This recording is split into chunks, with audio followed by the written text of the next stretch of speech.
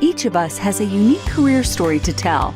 For some, these fly high like rocket launches. For others, they're more like the game of chutes and ladders, with advances and setbacks along the way. Either way, we learn countless lessons from these experiences, and that's what we put into the spotlight here at Career Sessions Career Lessons. Join discussions featuring a variety of guests sharing their stories of ups and downs, as well as the secrets of their success and what drives them to continue moving forward. We break down the tools and resources that will help you establish your dream career and realize your professional goals. Here's your host, J.R. Lowry.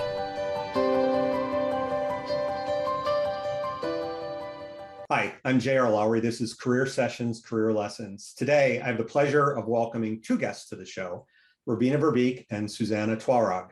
Robina and Susanna are the co-founders of SOS, which is transforming wellness on the go through a network of smart vending machines that deliver just-in-time necessities where and when you need them.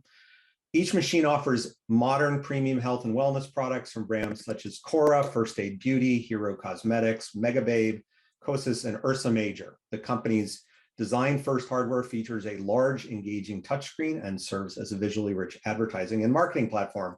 SOS participated in Techstars 2020, one of the leading startup accelerator programs, and Robina and Susanna jointly hold 7 patents that underpin SOS's vending machines.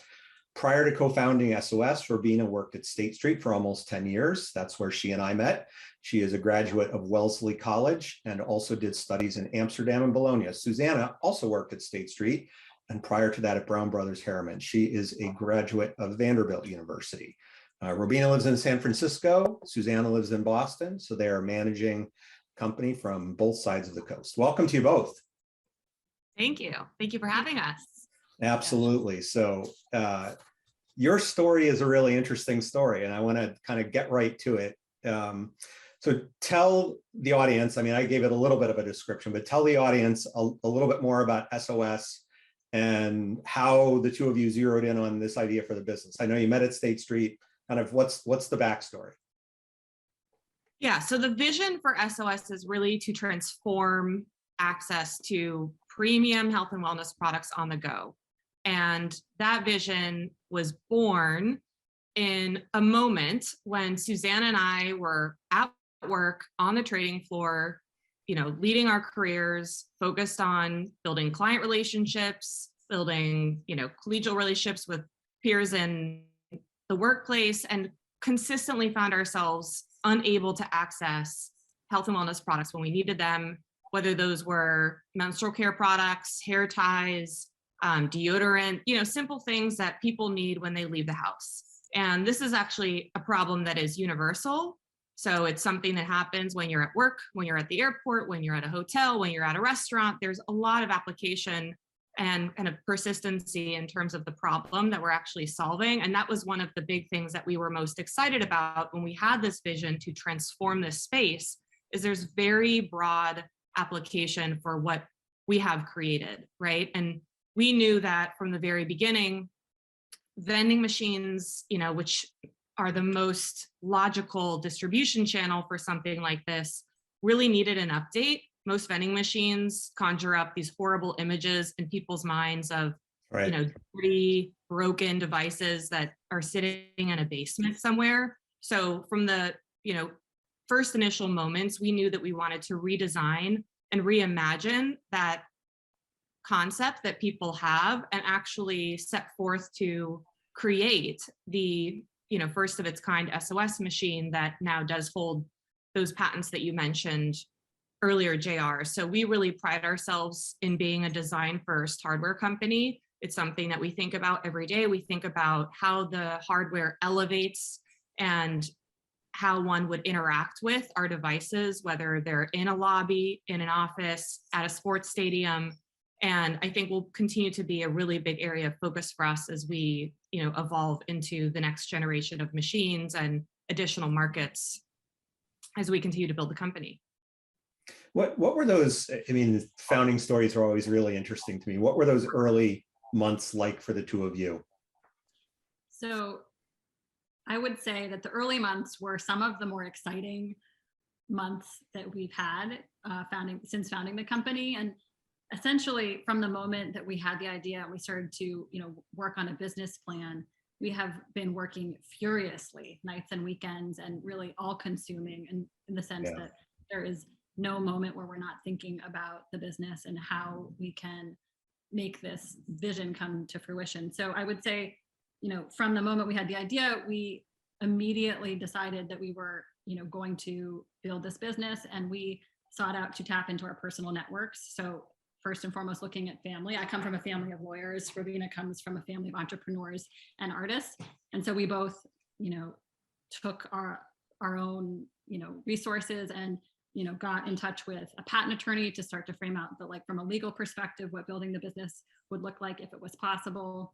And Robina tapped into some of her network to identify resources that we could work with from a design perspective. So there was a lot of attention to detail and a lot of attention spent in those early days and weeks and months in putting a framework in place that would allow us to actually take this concept and this vision to become a business and, bring something and a piece of hardware to life. I was just going to add, practically speaking, what that meant was we were working around the clock, right? So you would wake up, we were, on the trading floor for market open, we would work a full day. The day would end, we would walk over to a conference space in Susanna's building at the time. This was years ago. She's since moved, but in this conference room that was ironically called the innovation room, and would sit there for another 4 hours, sometimes longer than that. And I would then commute all the way back home, which was an hour. So it was, easily 20-hour days for a long time working together. But I think what fueled us was this blank canvas, right? What we were building and what we are building does not exist. And so that's a really exciting space as a human to go and kind of create something in. I think there's something very fundamental about the human experience that seeks out ways to create and shape things. And we were very much fueled by that and fueled by, the collaboration between the two of us, and would have these moments where ideas would start pinging back between the two of us, and it just, continue to build on in terms of our go-to-market strategy or the stakeholders that we could bring in. And so it was a very, like she said, very exciting time. Neither of you are engineers or designers by background, right? So to me, it's particularly interesting that you chose to pick a hardware business, right? And you mentioned a little bit about seeking out that expertise, but talk a little bit more about kind of how that whole process unfolded for two non-engineers to design a hardware product, get those 7 patents. I'm pretty impressed. Thank you. I think a lot of it was just sheer willpower. You can imagine people told us constantly we didn't know what we were talking about, and we didn't. Like, they were right. We didn't have necessarily the ability to speak the same language. When we finally did identify an industrial design firm to work with, we didn't have that same framework. And so what we had to do was just find in our own way a productive manner to work together and convey our ideas in a way that translated. And I think over time, we've gotten much, much better at that. We understand, for instance, a scope of work and what that means in the context of a design project, the type of details that need to go into that. As we have, continued to iterate on the hardware over years, we've started to become, just through experience, I think, a lot smarter and more agile in how we work with those different types of partners. But it was hard at the beginning, right? And we don't have not just the experience, but we didn't have any relationships in these worlds, right? We are fusing retail and real estate and hardware, and we came from finance. So that didn't really, have any benefit for us, unfortunately, in those early days.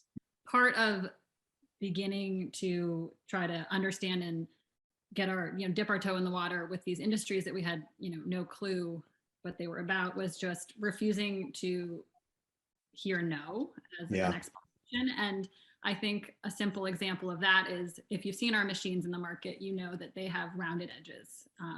So a lot of vending machines and hardware that's in the world today has, square edges. And from the very beginning, Robina and I said, we want this machine to be round and curvy, an attractive piece of hardware that's designed first and that's different than anything that exists. For women are curvy. We want the machines to be aesthetically pleasing. And we got told no. And we said, why? tell us why.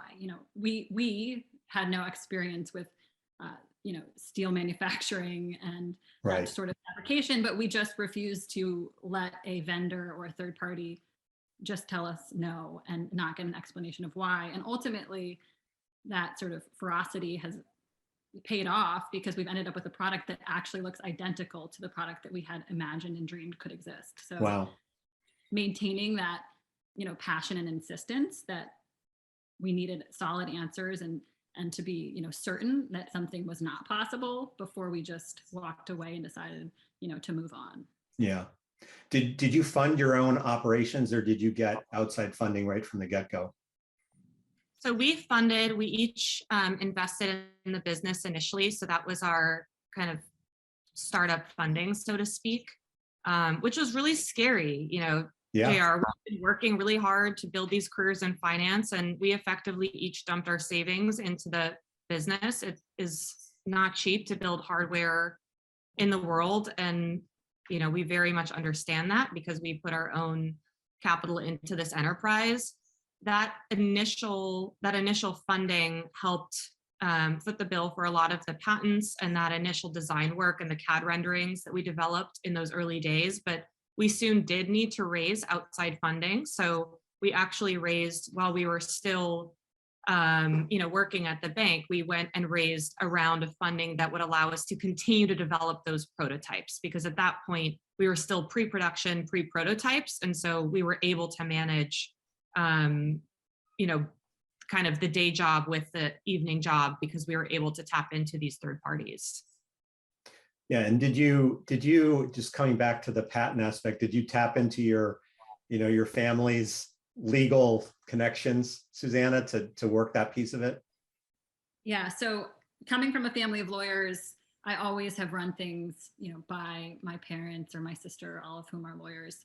And the initial idea ran by my father, who suggested immediately, which is an exception for him since he's a pretty practical guy, but initially, responded and said, we should set up a meeting at Mintz, which is a Boston-based firm, and Right. and actually speak to a patent attorney. And for Robina and me, that was a capital outlay initially that we had to commit to. This wasn't free. This was going to be engaging with a law firm and having a statement of work for a project that we had no idea what the outcome would be. But it was really important to make the vision and the idea real by actually investing in the capital resource into a legal team to work with us that wasn't just family.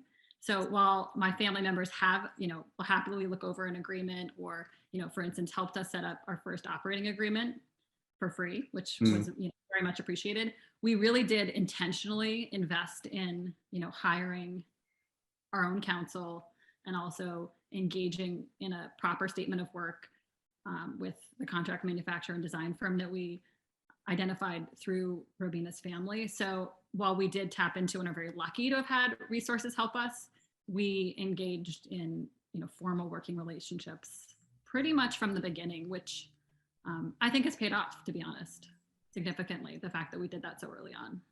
Yeah, I mean, a lot of early stage companies wouldn't have invested in seeking patents, getting the protection, all of the legal costs that go with that. So it's certainly going to help you in the long run. Yeah, we did get a friends and family discount for sure. So our investors are happy about that. Yeah. And Robina, I know your family, you had come from a family of entrepreneurs, as we talked about a couple of times. How did they help you in terms of, their expertise? Susanna just mentioned, one of the ways, but how did they help you more generally? Yeah, so one of my uncles has an industrial design firm in Holland, and he's worked with a lot of clients worldwide over the years on various hardware initiatives, and he would probably call himself a hardware entrepreneur as well. So it's interesting because I had never really spoken to him about business in my entire life, and then him with this idea and said, is your company a company that we could work with in these early days to help just put a design together that an engineer could interpret and a manufacturing team could actually produce. And that's exactly what he does. And that's a learning that we had right? So most people don't know that in the world of hardware, you have an industrial design firm. So they're actually creating, they're the ones that brainstorm with you and create what is called a CAD rendering, but it's Right. effectively a 3D model of what you want to build. And it's built in a way that could be handed to a manufacturer and then fabricated. And so that was actually really important exercise for us early on, right? To go through that with the design team. And then we worked with them to identify our initial contract manufacturer. Great. Were you, as a kid, did you envision yourself becoming an entrepreneur, continuing the family tradition? So I will say that my family never really understood why I went into banking the way that I did. And I've always had an entrepreneurial itch. And for a long time, once certainly Susanna and I became friends at work, we would just toss these ideas around to one another. Some of them were really nuts. I can't even remember all of them because we got so honed in on this one when she came over to my desk that day. But Yeah. I think that we were both so ready to do something completely different from what we were doing day to day at the time, that when this, idea, when she came over with this idea, it was like, this is a no-brainer. We need to go pursue this. I knew from a very early age that I would want to work for myself one day. And so I think that has also been kind of a key driver for me. Just this autonomy and ability to kind of create and build things that you want to. Yeah. Which at this point now, since we have a team and we've really secured funding to go build this company, is a real privilege. Yeah. Like not many people have. And so we feel certainly very lucky and fortunate to be in the place that we are today. What about you, Susanna? What did you envision being an entrepreneur as a kid, or what were your childhood visions? So I don't think I even knew what the word entrepreneur was as a child, but I certainly was always looking at the world with a lens of, why can't this be better? Why is this way? Why is this something messy or not done right or inefficient? And so over the years, my family, particularly my father, would get the occasional email or call from me asking him about an idea or telling him about something that I thought might be patentable. So when he got the call from me about SOS, I was like, oh, Dad, I have an idea. Like, I think this is the one. And it wasn't intentionally because I was dying to be an entrepreneur, but it was just because I had constantly just been looking around, seeing the world with that vision or lens of, there's room for improvement. And this is where there is so much room for improvement. And there is such a wide audience who is impacted by this horrible, awful, problem that we should be the people to solve it. And I think I ended up being an entrepreneur. My family probably would say that they always thought I would be. I didn't necessarily. Interesting. How did, you both worked in big financial firms before making this jump. How did the experience of working in the financial services industry in a big company help you and not help you in terms of making that shift into what you're doing now? So we've talked a little bit about how it didn't help, right? It wasn't relevant in the context of subject matter expertise, and the networks that we had built to that point also weren't very relevant for what we were building from a capital P product perspective, meaning the machines themselves. But we talk a lot about, even today, the professional experience that we gained working in that environment, the front office experience that we gained, the ability to build relationships and network and close deals and negotiate terms and really think about the business operations as well. So, what are the kind of goal setting or frameworks that you need in place daily, weekly, monthly to actually manage a team? What are the kind of requirements that you need to build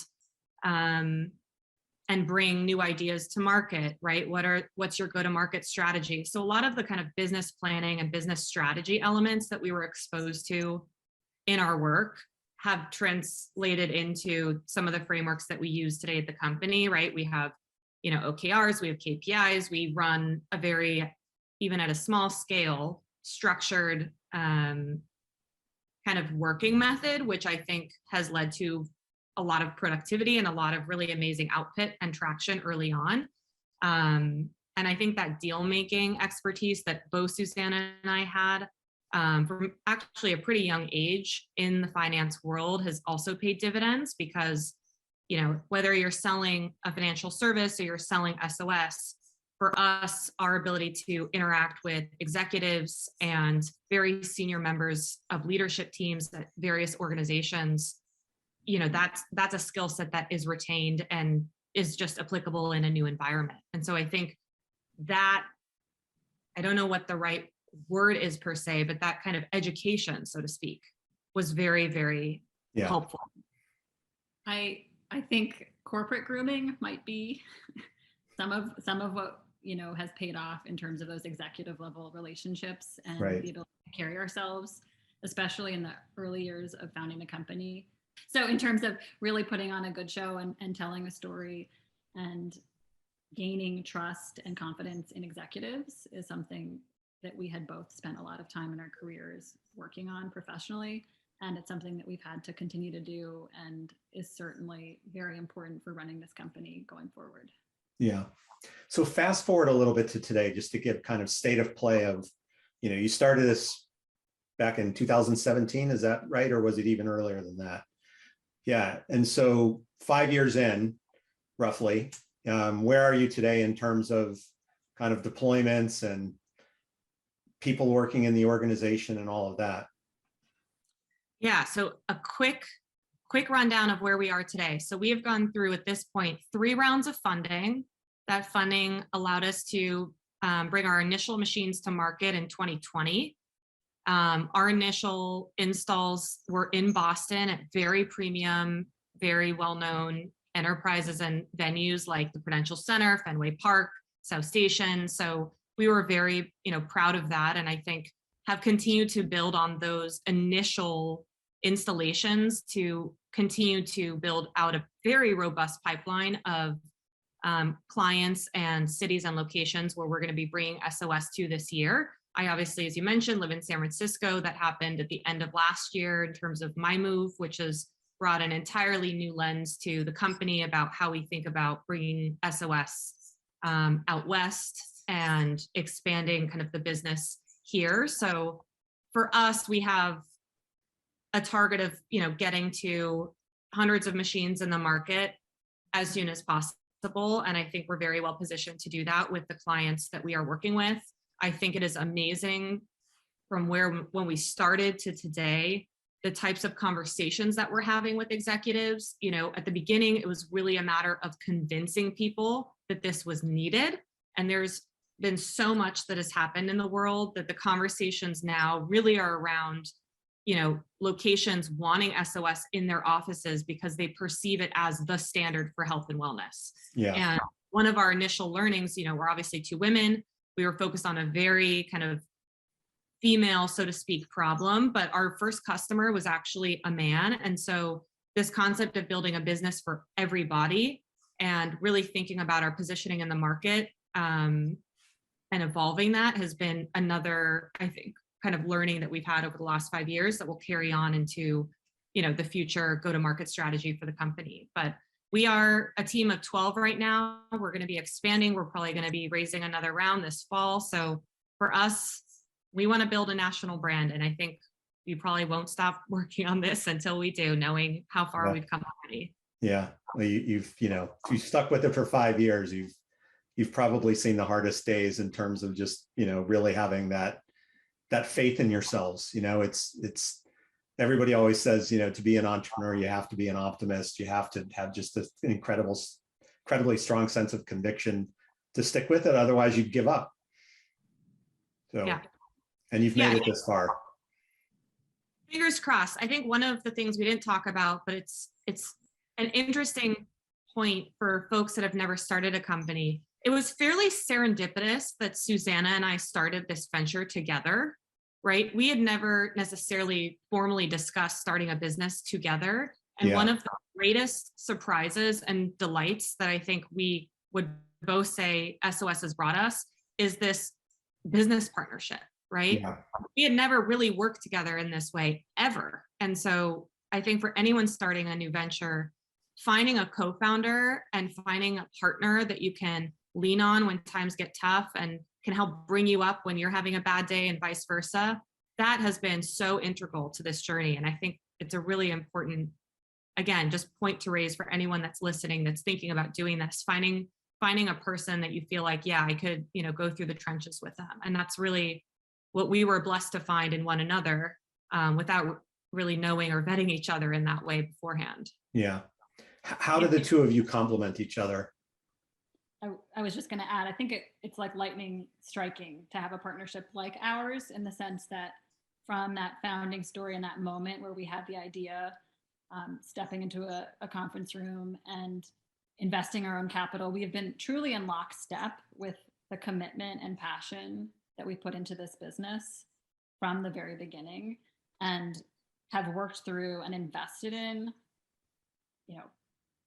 having tools as a partnership to get us through the hard times. And I think from a co-founder perspective, Robina mentioned that being collaborative leaders and running this company makes the highs so much higher.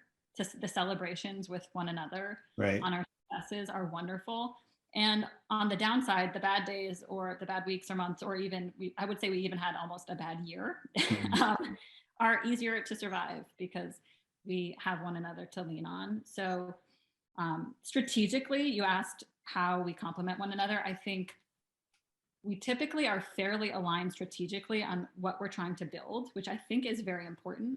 We do challenge one another, and we, as a business has grown, and especially in the past year, have really started to divide and conquer in terms of the verticals that our business, touches, and that's proving to be quite successful. So we are there as, support and the ability to check one another when we're decision making on important factors, but we're able to, basically take components of the business where there's a little bit of edge or there's a bit of an alignment on a skill set, and lean in on those verticals, to be more productive and to also work with a growing team.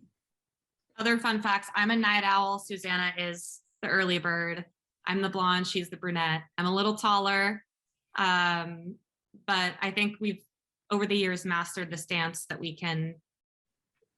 together of, if I'm having an off day with a client and I feel like, oof, I've got to really step it up and, put on my best act, and I just am not up for it, she's someone that can step in and do the same song and dance. And so I think this interchangeability is really powerful between the two of us. But as she mentioned, our recent focus has really been just around efficiency and productivity on the team. And so figuring out what those verticals are that I would run with or she's going to run with has been a great additional, recent evolution of our partnership, which is paying real dividends. And I think we just have such trust in one another at this point that it makes that a lot easier, right? Because, I know if something is in her court, it's going to get done. Yeah.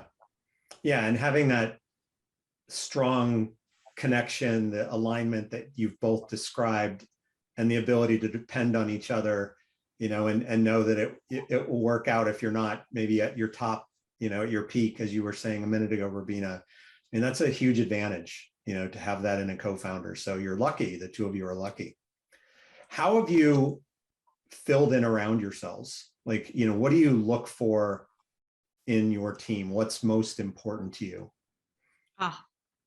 So many spaces and places we need help. But yeah, go ahead, Susanna. The first thing I'll say, which from the beginning, and I think back to our corporate experience and being in finance and the roles that we held, we have never been shy of outsourcing what we're not good at, finding experts to ask for their advice and bring in people or teams or vendors who fill gaps that, as non-technical founders, we clearly come to the table in a hardware business with a lot of gaps, and we haven't ever shied away from saying, let's identify the right resource, let's find the right, person to bring in. And I think prior to any additional team members, just in terms of the working relationships and the people we would ask for advice, we've had a very open mind to, identifying great people, great teams, and great vendors.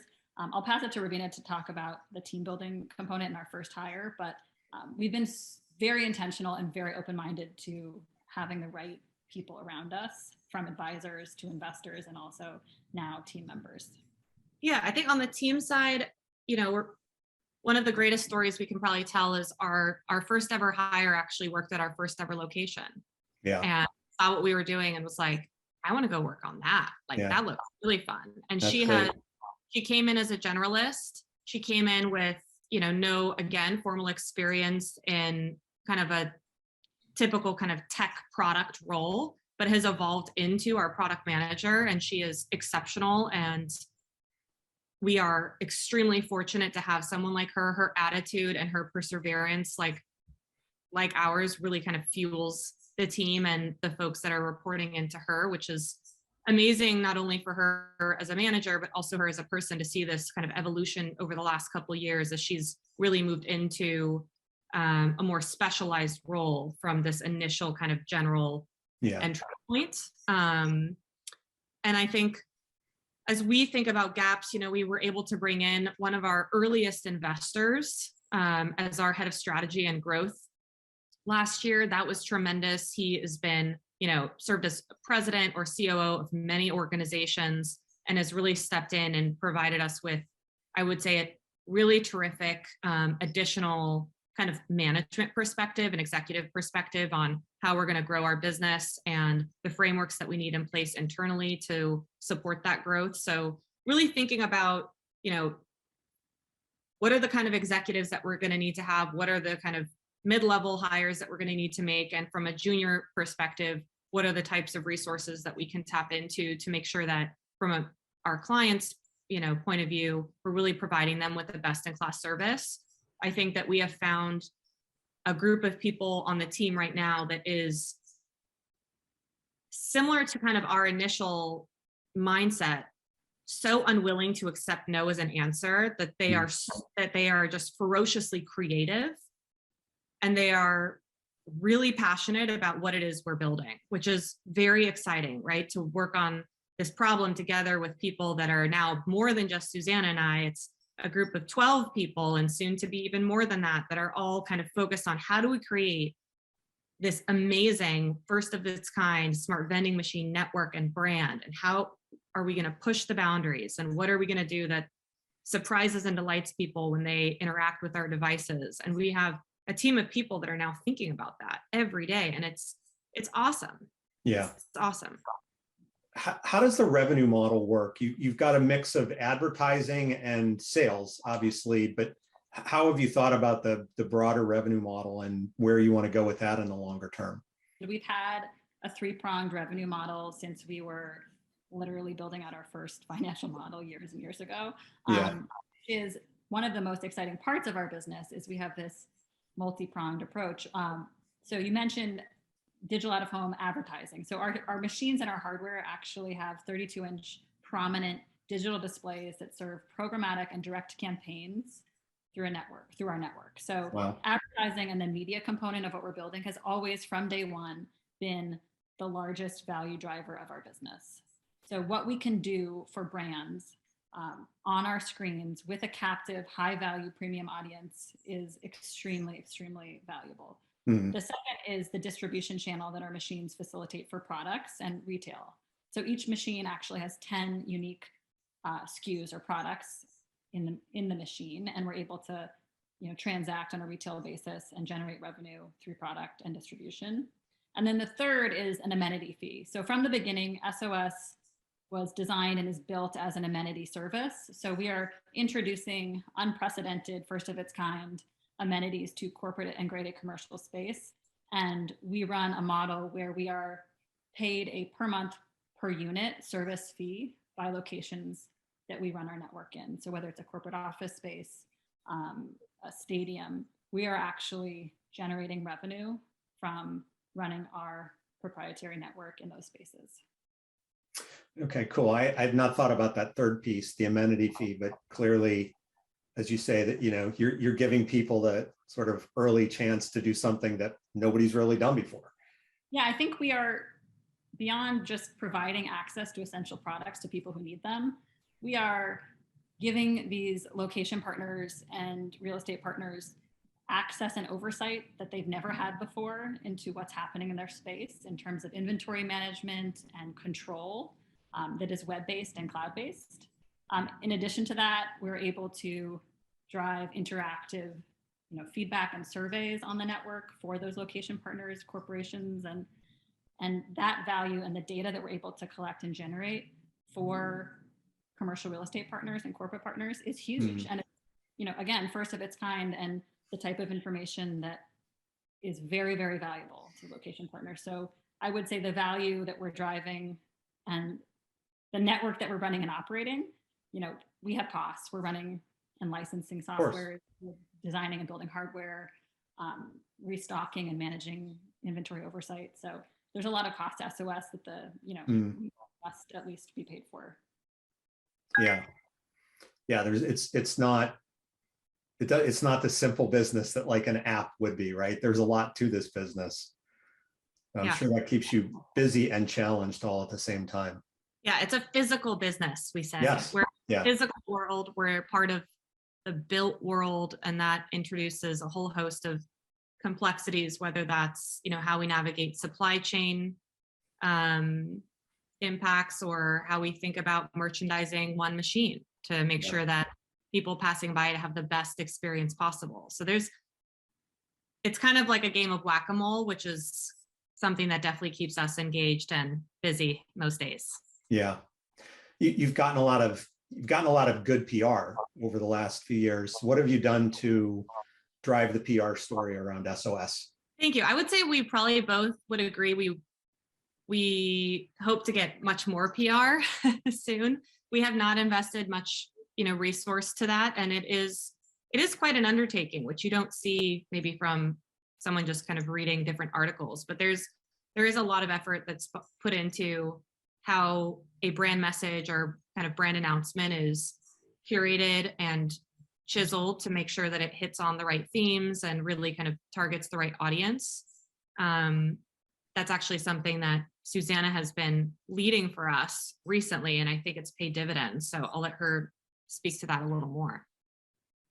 Yeah, I think from a press and coverage perspective and just getting our story out there, we've had the advantage that from the very, very beginning, we've been punching above our weight class. Yeah. So pre-product, we didn't have a physical machine. We were locking in grade A commercial real estate partners like Boston Properties and Tishman Speyer and Oxford to take our business seriously. And also on the brand side, we had brands and CPG brands signing up, wanting to work with us again before we had any hardware. So in terms of getting our brand SOS aligned with real, significant, substantial national and international businesses from the very beginning certainly helps our credibility. And those are the kind of names that press and decision makers look for when they're evaluating a business and the viability of a business. So that's definitely helped.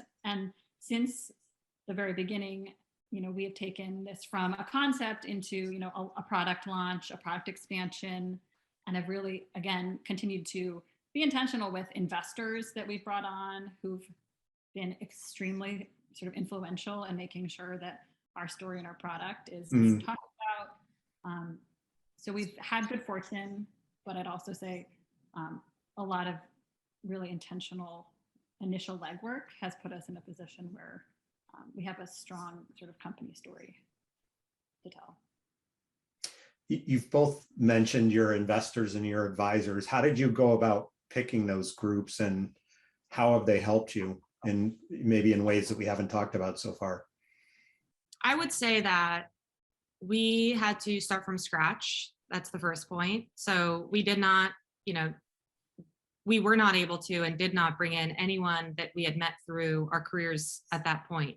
And so in 2017, we really had to forge completely new relationships from scratch in entirely new industries that we had zero experience in. And so there was a lot of, as you can imagine, no's and kissing of frogs and, people we came across that you just get an energy from, and you're like, this is not someone I want involved in what we're building. It's too important to us, And so there was a lot of, it's almost like dating, a lot of conversations and meetings held. And when we finally would meet someone where it's like, oh, they really understood the vision, they really understood what we were building, they had experience or individuals in their network that we felt were really aligned strategically with where we needed to go, it would be a fairly simple discussion about, bringing them in some formal way, whether that was through an investment or through an advisor relationship.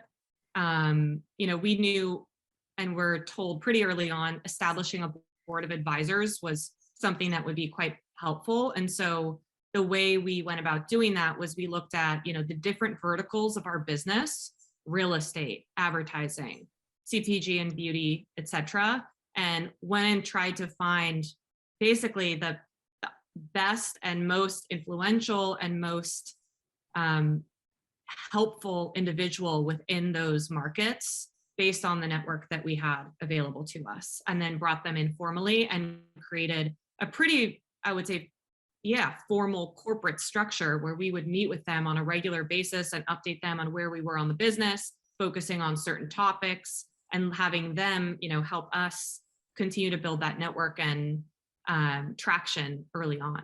So what are your goals for this year? You've talked a little bit about that, and you mentioned that you envision seeking another round of funding, continuing to grow the organization, but where do you want to be at the end of 2022? So I now live in San Francisco. We do not yet have a machine in this market. That is definitely on my list. I want to see more SOS machines in San Francisco by the end of the year. So that is definitely selfishly a goal that I have. We are in the process of expanding with several very amazing sports teams and organizations across the MLB, NFL, NHL. I think going to a couple of games where our machines are all throughout the stadium is on my bucket list too. So I can not only get, a hamburger and some French fries, but I also can maybe grab a deodorant wipe on the way back to my seat. That sounds pretty awesome to me. So I think those are the two big things, is just seeing more machines on walls when I go to my house. I'll go out there and I'll throw a number on the goal, and I'll say we'll have over 100 machines live in the market. We will have signed or be reviewing multiple term sheets for our Series A round that will be hopefully close to closing by the end of the year or have closed. And we'll have grown our team. I think that, in order to support the business and the growth that we're going to have this year, we're going to need to bring in more people. So having a great group of hires lined up, those are all things that I think we want to have happen this year. Yeah. And what about for the two of you individually? Like, what are you looking to develop in yourselves this year to help advance the state of the business? I think on a personal note, I have been working quite a bit on just active listening. And I think getting better at that. For so long, it has just been Susanna and I, and kind of the two of us going, talking to one another. We have a certain style of communication for sure. And I think taking a step back and just really listening to the team, their ideas. We have, as we've said, such amazing people on the team that really hearing from them and letting them start to really guide and take ownership in some of these areas is something that really excites me. And I think we have the right people in place to do and run with some of these really big initiatives and projects underway. And so just taking a step back a little bit, not necessarily in kind of my day-to-day work, but just in my approach with the team. And again, moving more into a listening position than kind of directing position, if that makes sense. Yeah, absolutely. What about you, Susanna? So for me, I am actually a new mother. So for the first time in my life, I have two babies. So the first and the oldest is SOS, and the second is Sebastian, who I welcomed in September. And I think this year will be an exploration in having, two main focuses that compete with one another and just finding balance in both. I love both dearly, and both are very important to me. And so I think just continuing to evolve as a new mom, an entrepreneur, a founder, and proving to a lot of people who might challenge that it's possible that I can do it. So yeah, it's a lot to have all of that going on at the same time, certainly. I'm conscious of time, but any career lessons that you would want the audience to take away that we haven't talked about? I would say we say this a lot, but it's like, just go do it. Just move faster. Like, you're moving too slow. If you have an idea, just start with something. it will build and it will evolve, and it might be a Frankenstein type of solution temporarily. And our first machines, I can't even tell you how many problems there were with them, but you just have to keep going, moving forward. Don't take no as an answer. It's really just about, this constant motion. You need to be in motion and moving. Otherwise, you're going to get outpaced. Yep. Totally agree. I think that it really is true that anything is possible. Robina and I left finance, created a hardware company that's operating in multiple markets, that's running a tech stack completely outside of any of our core experience. And I think that there's no person that I would encounter who shares an idea with me now that I would say don't try, right? Like, it's totally possible to do it. You just have to have commitment. And to Robina's point, you've got to go do it. Motion, ask the questions, get started. And I would say one other thing, just as a high level, which kind of ties back to something else, something you just asked us, JR, is we are all human. And I think it's very important to communicate when you appreciate what people are doing. Say, I'm really excited about this. That was awesome. This is great. These small little words of recognition actually go really far, and they go even further when you're working at a startup where capital is so constrained, and you can't pay people like we used to get paid in finance. It's a totally different environment, and so being really mindful of the impact that the world has on people these days. I hate to say it, but it's true. We've been living through these very unprecedented times, and so this concept of recognition and just really expressing your gratitude goes so far, and I think is something that we have and will continue to very actively roll into our team culture, is just really showing people how much we appreciate what it is that they're doing. Yeah, that certainly goes a long way. And as you say, especially when you don't necessarily have the ability to financially reward people in the way that they might be rewarded if they were off working for a big established company, financial services or otherwise. So great. Well, this has been awesome. I appreciate the time from both of you. It's been really interesting to hear your story. I'm looking forward to seeing how this year and beyond goes for you. So that wraps up this episode of Career Sessions. I want to thank Robina and Susanna for joining me today, sharing their in-progress entrepreneurial story. So then again, thanks and have a great day. Thank you for listening to Career Sessions, Career Lessons. We hope the nuggets of wisdom shared today help guide your path to the successful career of your dreams.